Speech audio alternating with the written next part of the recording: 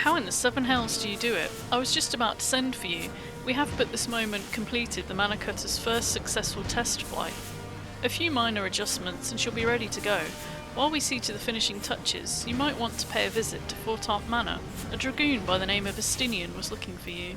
You have fulfilled your obligations to the Uldans then. Mistress Tataru has been keeping me apprised of the situation. Once I learned that these Mana Cutters of Master Garland's were nearing completion, I saw no reason to tarry in the mists. For the present, Needhogg seems content to remain in the Aerie, plotting his revenge. Might not this be an apt moment to unfold our plans to Sir Aymeric? I think we've kept him in the dark long enough.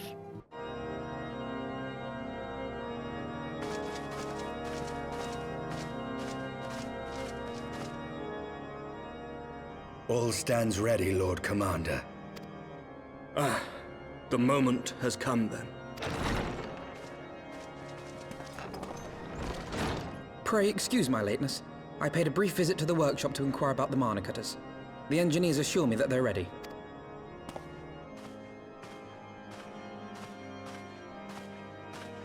The area is now but a short flight away. Yet what a long and winding path we took to reach this point. Were it not for Master Alphino's proposal, we never would have attempted to parley with the dragons. Though our negotiations yielded little, our expedition with Lady Isar taught us much.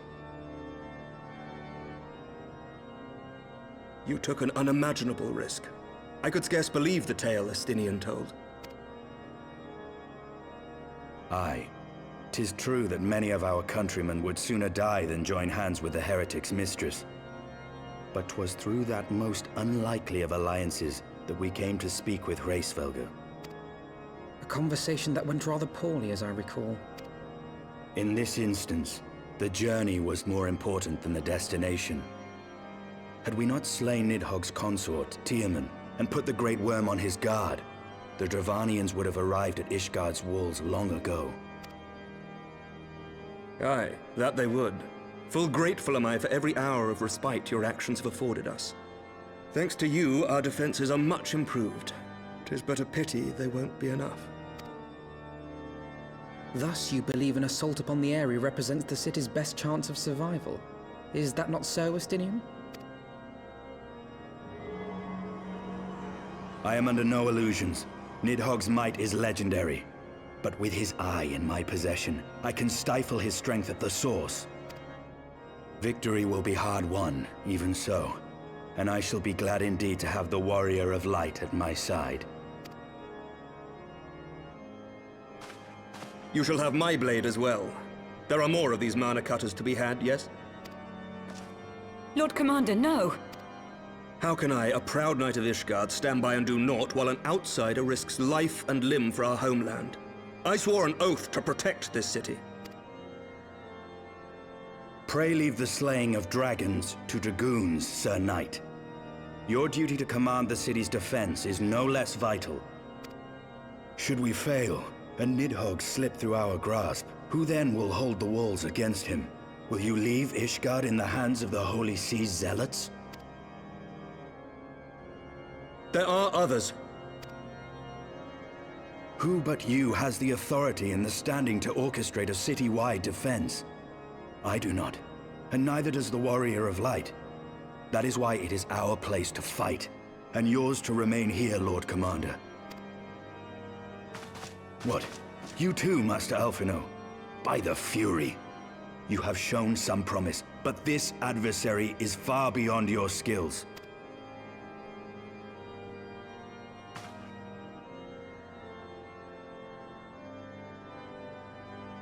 Your candor is appreciated, Sir Dragoon.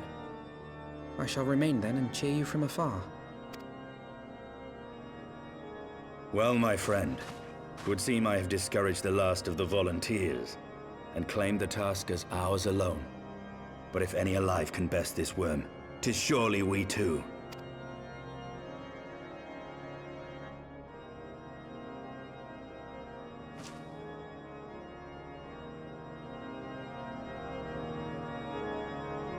I have pricked Master Alphonard's pride, I fear, but had I been less forceful, the boy would have insisted on accompanying us to the Aerie. Do not think me blind to his talent. With a few more campaigns under his belt, I have no doubt that Alphenau will make a fine field commander. But one does not practice on an adversary such as Needhog. We shall be hard-pressed enough without the added worry of carrying a novice. We have tarried long enough. Let us call upon Master Garland and take possession of the Manor Cutters. Old friend, the cutters are ready when you are. The finer adjustments cost us a few sleepless nights, but we got there in the end. Which means you can get where you need to go. I tell you, these little beauties will tear through that wind barrier like a cement drill through cottage cheese. And that, my friends, is a Garland Ironworks guarantee. You have our thanks. Come, Warrior of Light, the Dreadworm awaits.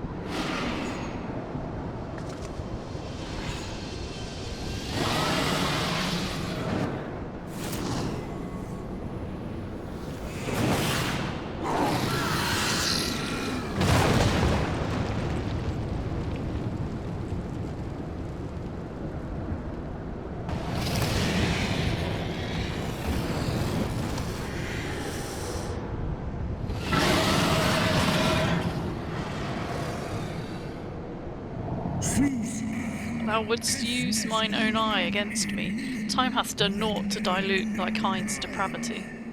I have not forgotten thee, dragoon. Mine essence claimed thee once, and shall do so again.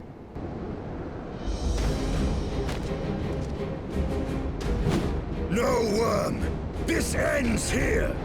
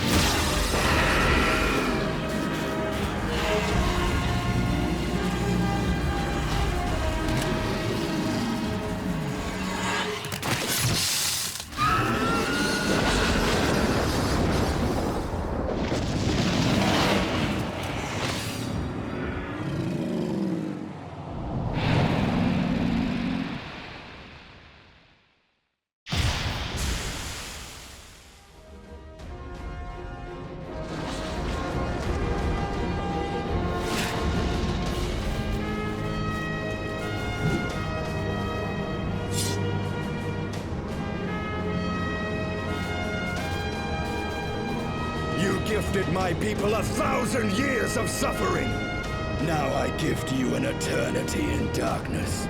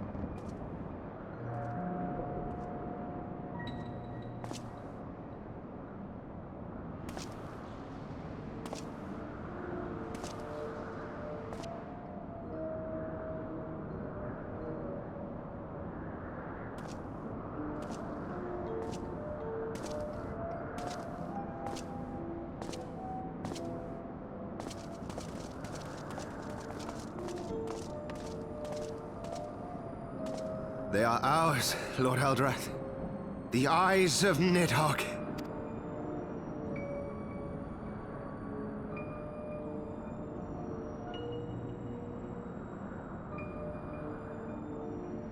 Aye. The worm lies broken and my father is avenged. With the wellspring of his vitality thus denied him, Nidhogg shall not linger long in this world. But behold the terrible price we have paid. My sire is dead. So many brother knights slain. We traded our honor for the strength which now courses in our veins. And still we are forced to make such sacrifice. But not in vain, my lord. Hraesvelgr is the only great worm left in Dravania, and he dares not leave his lair. With Nidhogg's eyes in your possession, who now can challenge the might of Ishgard, ascend the throne, and take your rightful place as the ruler of our people?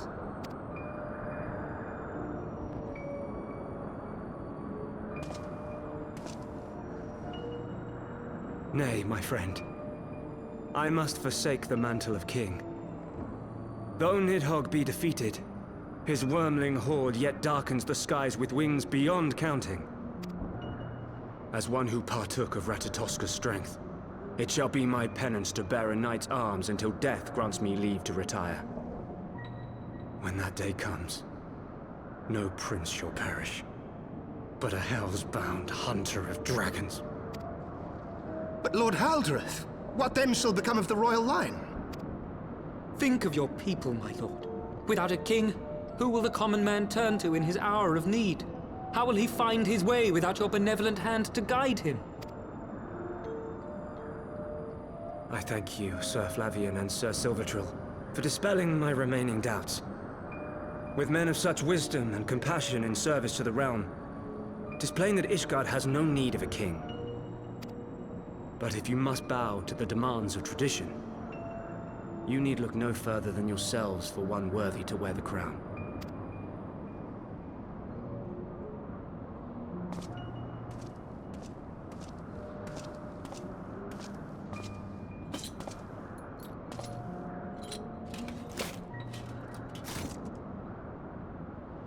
Fare thee well, my brother knights, my loyal friends. On these shoulders shall I bear the weight of my father's sins. With this lance shall I repay the debt accrued through our misdeeds.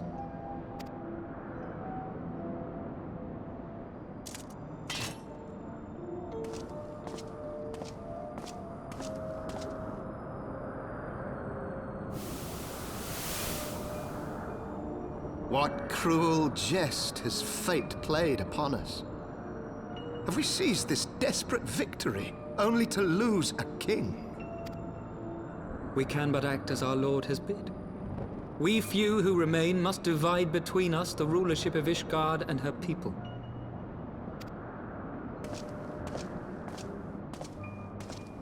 Not I. My oath was to Lord Haldrath, and he alone. If he is not to be king, then I would hang up my shield as well. Will you abandon us too, sir?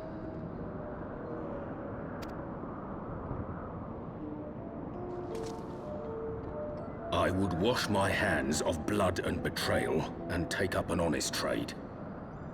Mayhap I shall serve ale instead of sharpened steel.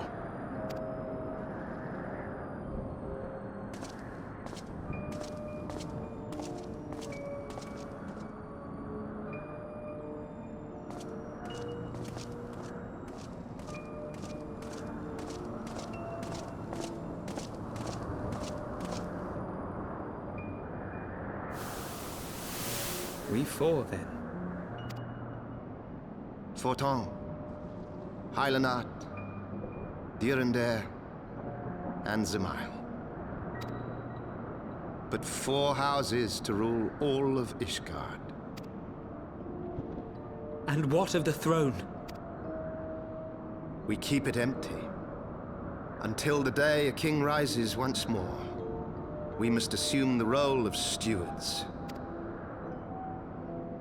We shall shape our nation anew with a history of our own making, and let the truth of this dark day die here, upon the battlefield.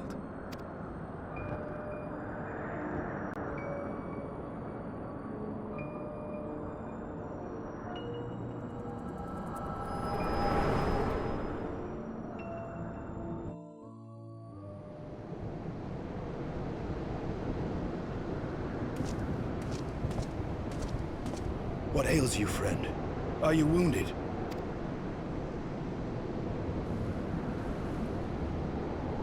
You have borne witness to history. To the culmination of the first battle with Nidhogg. The legend of Ishgard's founding tells that our ancestors were led to the land of Kurthus by the valiant King Thordan. In the midst of their journey, they came to a wide chasm, where they were set upon by a great worm, Nidhogg. A furious battle then ensued, with Thordan leading the van. Though the brave king was slain defending his people, his son, Haldrath, the first Azure Dragoon, fought on undaunted.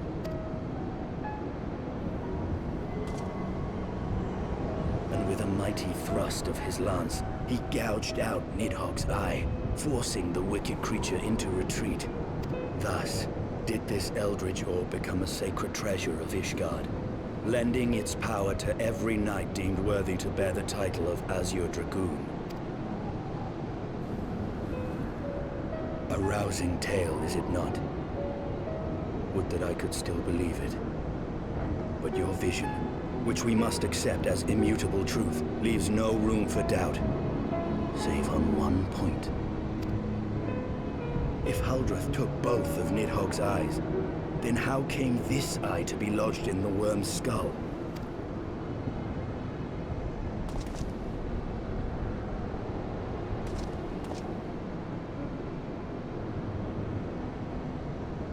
Beneath every answer we unearth, another question lies buried.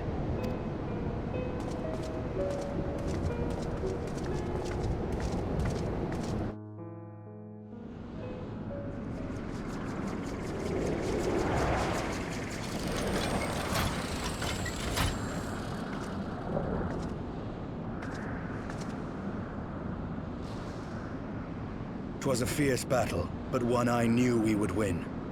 Your fame is well deserved, warrior of light. Full proud am I to have fought at your side. I would fain return with all swiftness to Ishgard to inform the Lord Commander of our triumph.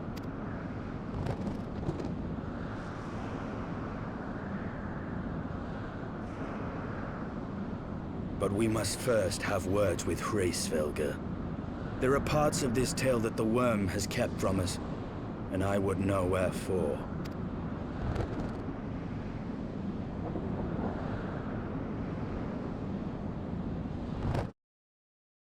Though Nidhogg has fallen, my heart is yet heavy, and this strain of corruption pleases me not. When all has been put to rest, I must needs forge my armour anew. With Nidhogg fallen, none save Hraesvalga remains to answer our questions. Let us trouble the worm again. And if eyesight yet lingers at zenith, all the better. I would have her hear the truth from the dragon's maw. 'Twas you, was it not? The furious screams of the dragons carried far. You have slain Nidhogg. What more could you desire from this place? Will you not allow Hraesvalga to mourn the death of his kin in peace? Spare us your sanctimonious judgment, Ice Maiden. We have a gift for the Great Worm, and a mystery that can no longer lie buried. Lady Iceheart, the Dragonsong War has all but consumed your life and claimed many of your followers. 'Tis time you learned the truth of its beginning, the whole truth, that we may at last bring this bitter conflict to an end. Sound the horn, warrior of light.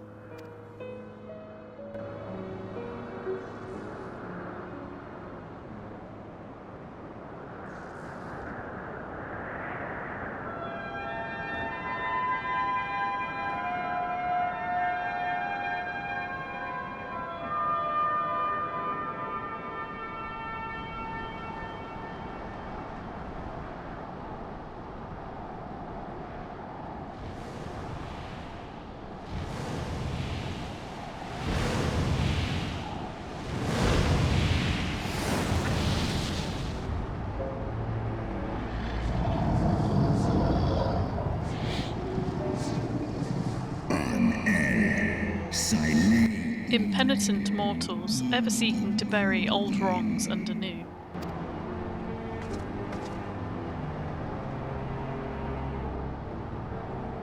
I did sense the moment of Nidhogg's demise. You mean the moment I prized your eye from his head?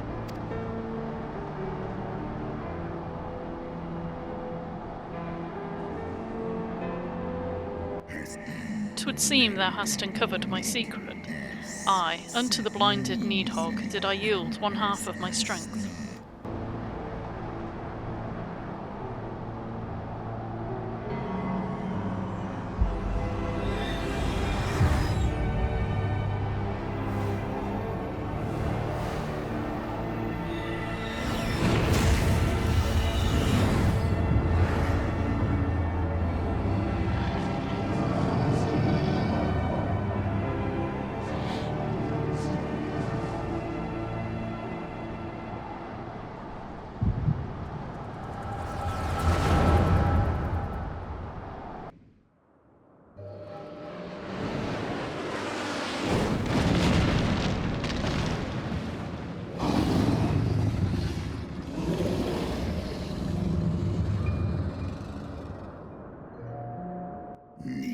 Nidhogg, what hath befallen thee?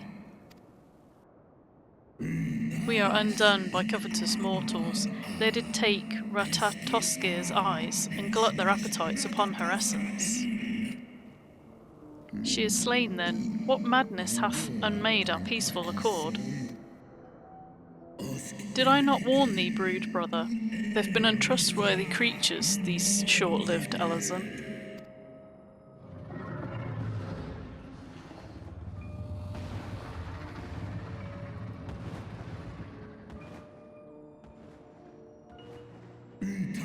But thou wert enchanted by thy mortal maid. Thy folly hath cost Ratatoskir her life, and me mine eyes. O my beloved Shiva, how swiftly are thy kin made bestial by their appetites. Hraesvalga, 'twas thy blindness that did invite disaster into our lands. Surrender thee an eye to me, and let that be thy penance.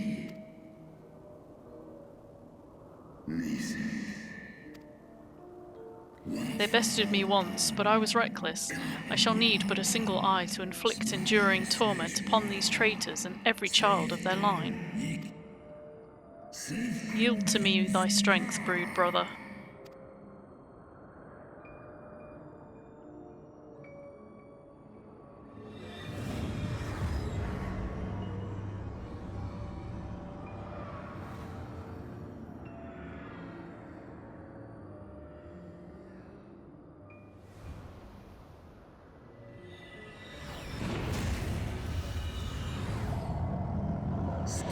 My vengeance is begun.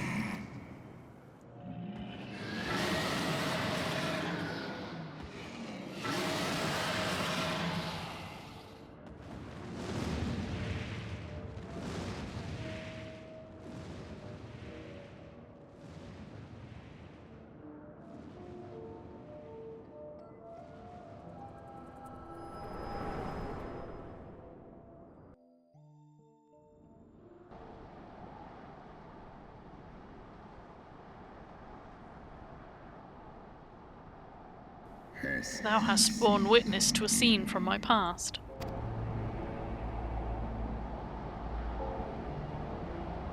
It was yours. Your strength that sustained Nidhogg all these years. Would that Haldreth had dealt the worm a killing blow. When my brood brother did appear before me, bloody and blinded, his life was all but spent. He demanded half my vigour, that he might exact his revenge upon the mortals who had wronged us. And so you acquiesced. You surrendered your eye to Nidhogg, knowing full well the suffering he would inflict. The peace my beloved so dearly desired had been shattered by her own kin. Their treachery claimed my brood sister's life, and my brood brother's reason. Thinkest thou thy fits of indignation will move me to remorse?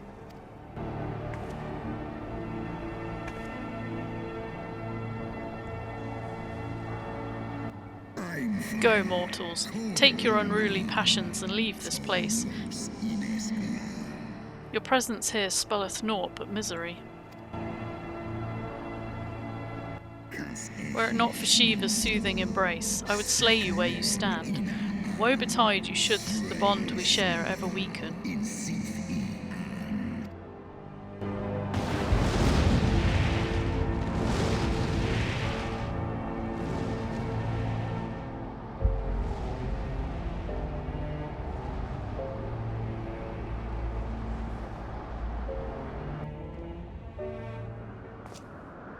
Though he lifted not a single claw, 'twould seem that Hraesvelgr wreaked his own manner of vengeance against us. 'Twas my life's goal to slay Nidhogg, but I find there is little joy to be had in its accomplishment. But you have rid the world of a hate-filled creature, and ended a bloody war in so doing. I lost my family to Nidhogg's flames, and 'twas with fury in my heart that I took up the lance. Every blow I struck in the name of vengeance. We were not so different, he and I. I will not judge you for your deeds. I have not the right. Too many innocents have perished in the name of my greater good. Yet even with all that has passed, the tale is incomplete. We are short a great worm's eye.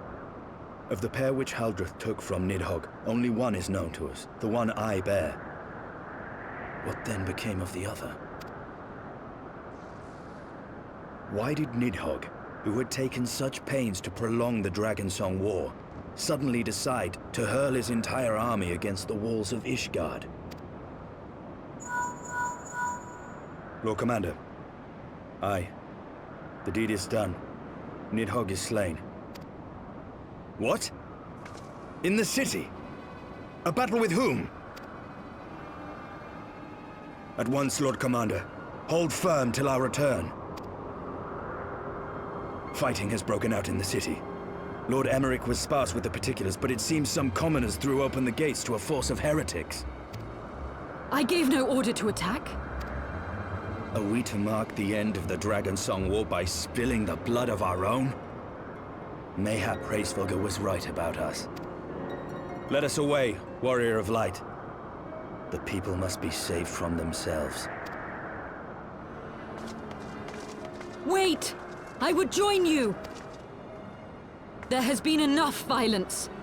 I will appeal to my people in the city and make them see reason.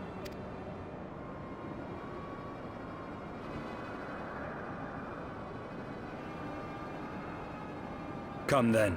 Lady Iceheart, let us write the final chapter in this damnable war.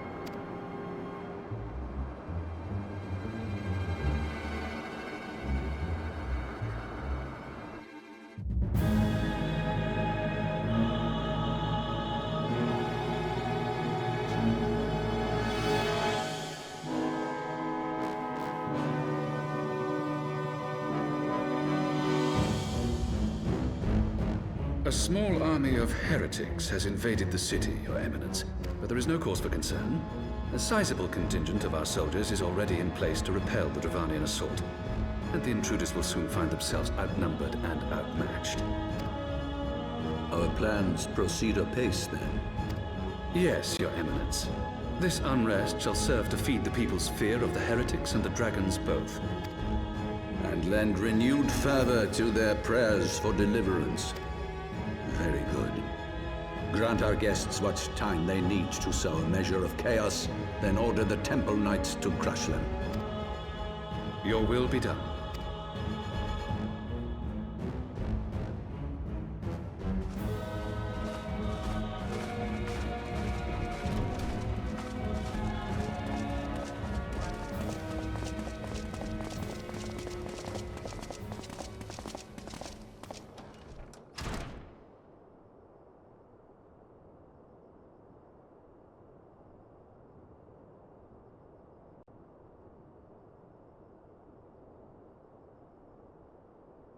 The moment is at hand.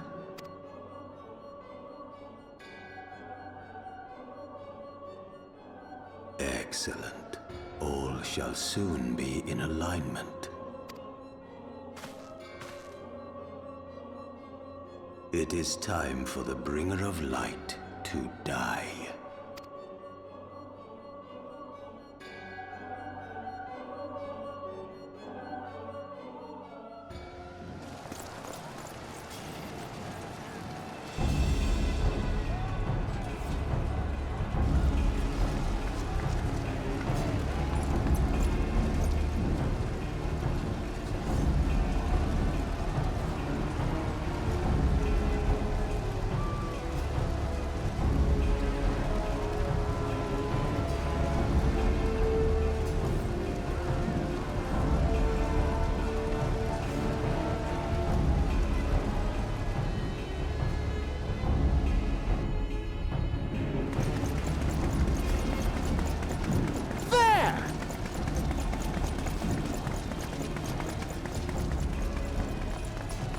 Comrades!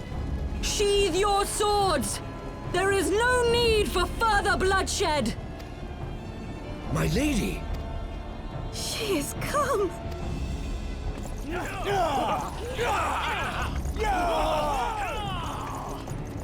Hear me, brothers and sisters! The war is ended! Nidhogg is no more!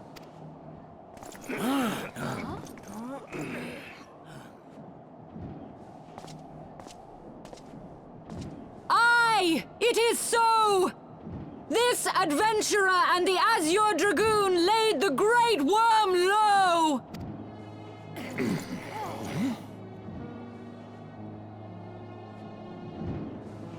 The endless cycle of violence between man and dragon was born of our forefathers' treachery. You have followed me, bled with me, to bring this truth to light that we might all know peace. But Nidhogg is dead. Nidhogg is dead, my friends! He who bore such hatred towards Ishgard is dead! Let his hatred die with him, I say! Let us sheathe our swords and go in peace! Have we lost? No, my friend. Far from it. At long last, the peace for which we have so desperately fought is within our grasp. And I, for one, would not forsake it.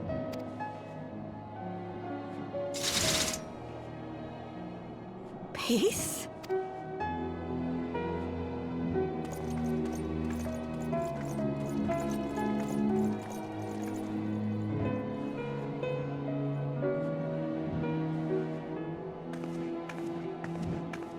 Seize the witch! Let none escape!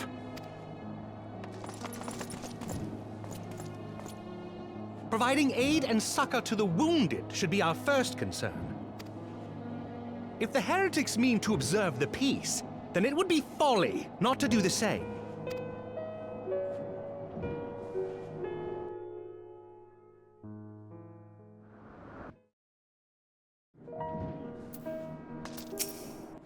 That was rather too close for comfort, but 'twould seem that calm is returning to the streets. My mind, however, yet clamours with 1,000 questions. You return to Ishgard in the oddest of company, my friend. I confess, I was more than a little dismayed to see you in the company of Lady Iceheart. Whatever is going on?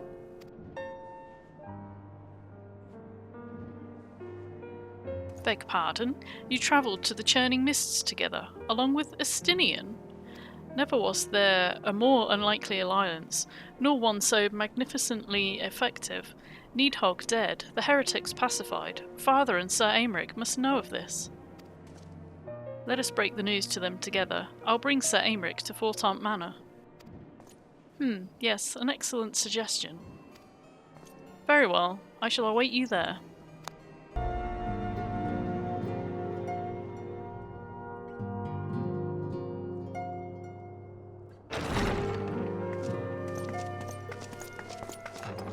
Praise Halone, you are safe.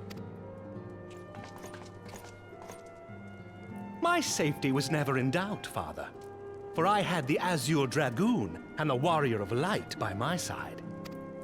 We bring the most wonderful tidings.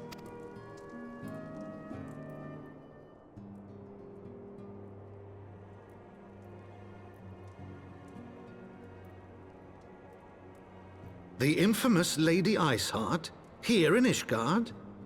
This is most unexpected. She has done much to quell the violence. The Inquisition may not approve, but we are glad of her presence. And with the Great Worm's demise, even our nation's more reactionary elements will have scant grounds to press for her immediate impeachment. My thoughts exactly. What of the truth revealed to us by Hraesvelgr? That the origins of the Dragonsong War, a core tenet of Ishgardian faith, are quite unlike those depicted in the scriptures. That men and dragons once lived together in harmony, and that it was man's treachery which shattered the peace and plunged our peoples into war. The same scripture also describes the origins of the High Houses. Were it exposed as false, the legitimacy of our rule would be called into question. If both Highborn and Lowborn can trace their ancestry to Thordan and his Knights 12. But a single sip of dragon's blood is required to confirm their lineage. If the Holy See knew of this and chose to remain silent, their crimes are grievous indeed. Regardless, this state of affairs cannot be allowed to continue.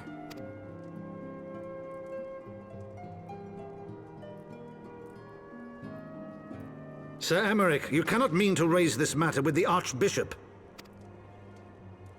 Pray consider what you are proposing. If the Holy See chose to conceal the truth for centuries, what reason would they have to reveal it now? At best, you will be branded a heretic and clapped in irons. Then at least the Archbishop will have shown his true colors. My friends, this war will never truly be at an end until the truth is made known. You must see what lies on the horizon if it is not.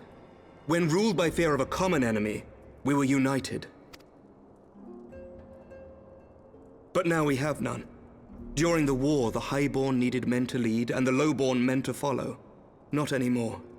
'Tis but a matter of time before the old order is called into question. Lady Iceheart will share the truth with her followers, and the Holy See will be powerless to stop its spread. The disenfranchised will rise up united, and blood will flow in the streets once more.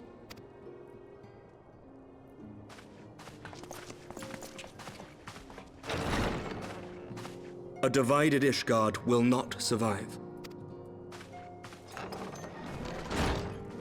Tread carefully, Lord Commander.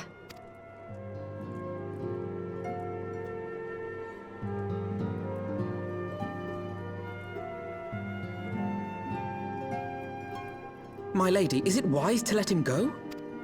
I sympathize with the Lord Commander's desire for reform, but to approach the Archbishop in this manner bespeaks an idealism to which I did not think Sir Emeric prone. Though he comports himself as a realist, he has long dreamt of reform. 'Twas that idealism which first drew me to him, that which made me swear an oath to serve.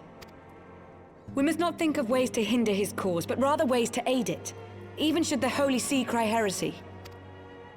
You cannot mean... If the Lord Commander does not return from the vault at the appointed hour, I mean to go and fetch him.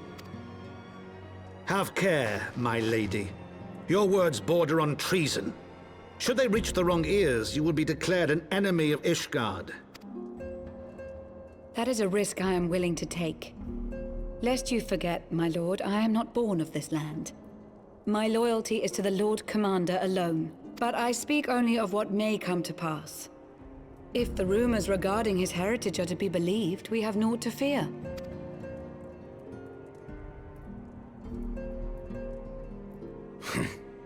Lies and slander.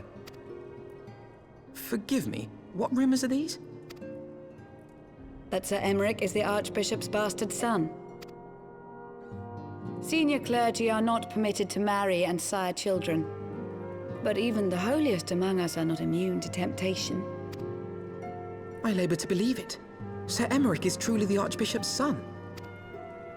He has never been publicly acknowledged as such, but the rumors have plagued him since childhood. That he rose to his current position, despite being despised as a bastard and accused of profiting from his father's influence, bespeaks the quality of his character.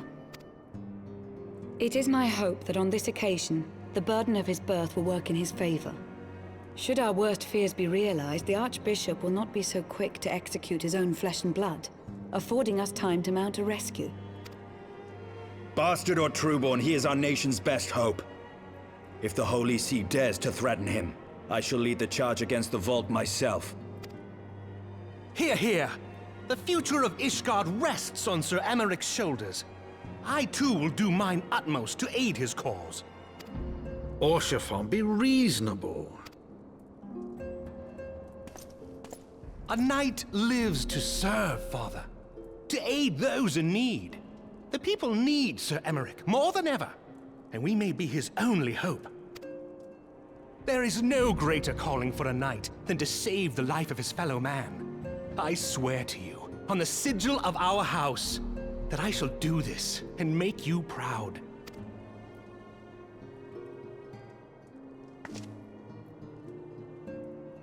Even you? Romantic, reckless fools, the lot of you. So be it. Make your preparations. I thank you all for your support.